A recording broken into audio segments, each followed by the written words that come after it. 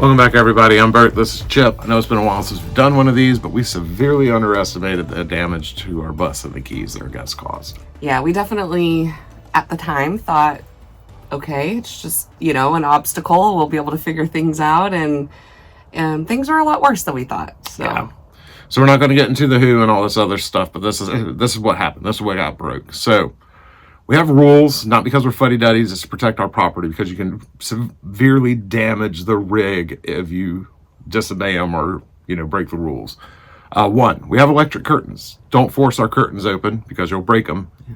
That was number one. Number two, the couch is attached to the floor.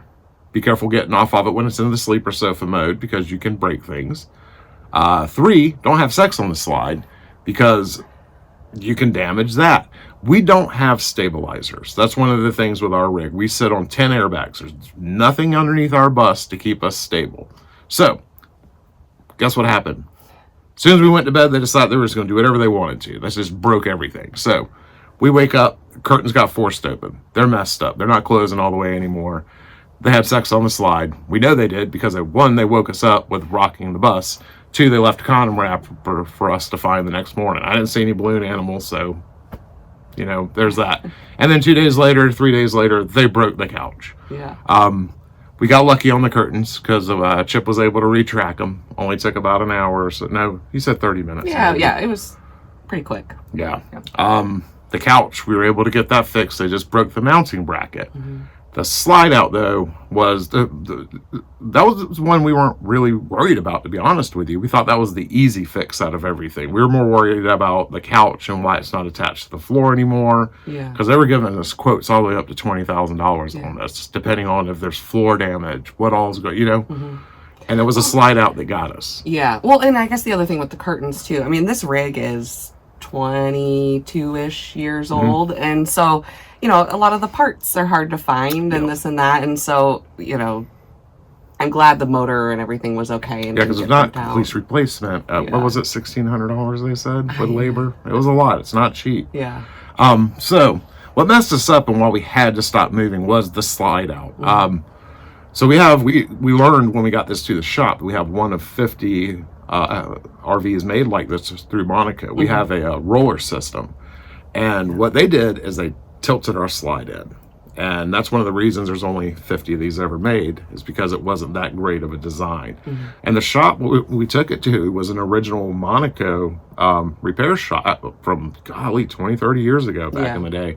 They were like, nah, this cannot be fixed. So now we're stuck with it's about a 1/4-inch gap running along the length of our slide, our main slide in our living room. Yeah, which definitely made it very challenging for us. I mean, even with the couch out of commission, the cat would jump on it and it would rock.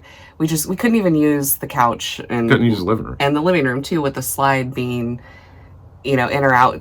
Temperature was not comfortable. We couldn't keep the bus inside, either cool or warm, depending on the outside temperature. Once it hit winter, it became very apparent that we could not keep the bus heated. I mean, I even had to shove towels in to that gap, and I mean, we were worried about water intrusion. We were definitely getting bugs. So temperature control. I mean, all of it was just really, we only had two options. It was slide in or slide out. Yeah. Slide in, we could maintain temperature, but we lost so much space. It really sucked it in here. You couldn't do anything without bumping into somebody. Yeah. Cooking was hard. Everything was hard. And then with the slide out, at least we could move around. But with the slide outs, we couldn't maintain temperature. We couldn't maintain temperature. Yeah. So this went on. The first stuff we got fixed fairly easy once we hit Tampa. But the slide out, that took 6 months. And I finally figured something out. I got to thinking, I was like, well, they used force to tip it in. What if I use force to push it back out? So I set the slide out full force, slammed it into the wall, and now I have the seals touching. So we have hope when we get to motorhomes in Texas, they will finally be able to fix us, get us going. Yeah. But this has been so much on us, such a taxing toll of just financially our time, because this was supposed to be a quick jaunt into Florida. This wasn't supposed to be we're at 14, 15 months right now. Yeah. We got to recoup everything. So we're going to be here for a while. We got to catch up anyway, because we started weird in our trip sharing it with you guys, because we had another issue right off the rip that took almost 2 years to solve. Yeah. So, thanks for listening to us rant. This is what would happen. Oh, we did forget to say, the lesson we learned out of this, when we saw all the damage, we were like, we'll deal with this later. You know, these are our friends. We'll figure this out later. Not only did they stick us with the entire trip cost and everything they could think of, they also stuck us with this. Yeah. So we were like, we'll take the legal route. And because we didn't file a report when this first happened, it kind of boned us. Yeah. So we could get the warrant, we couldn't get the arrest.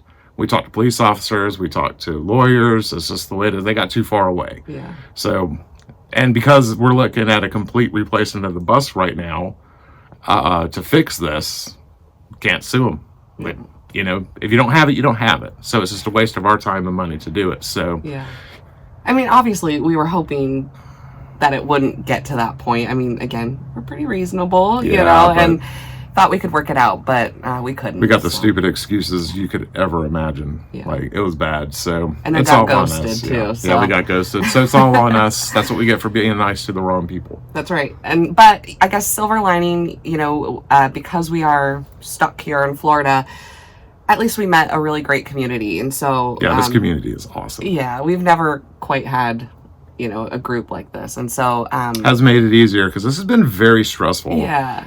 To stressful. to just go, everything's fine, Yeah. to your bus is toast and you need a new one Yeah. to keep on going. Like, that was a tough pill to swallow. Absolutely. Yeah. But again, we are hopeful that Motorhomes of Texas can potentially fix it now that it's not as drastic. Yeah, it's as nowhere it near was. as bad as So- it used to be. So we're hopeful for that once we do make it back to Texas. But I think in the meantime, you know, we do need to pick you back up to speed where we were when we were heading to Tampa. So Yep. So we got Tampa coming up, Rugged Ronnie interview coming up. Then we're going to start this all over from the beginning with the solar incident. So you get to see all that too. Yeah. But we have other fun stuff because we did 42 states so far. Yeah. So we've been busy. Yeah. But, yeah.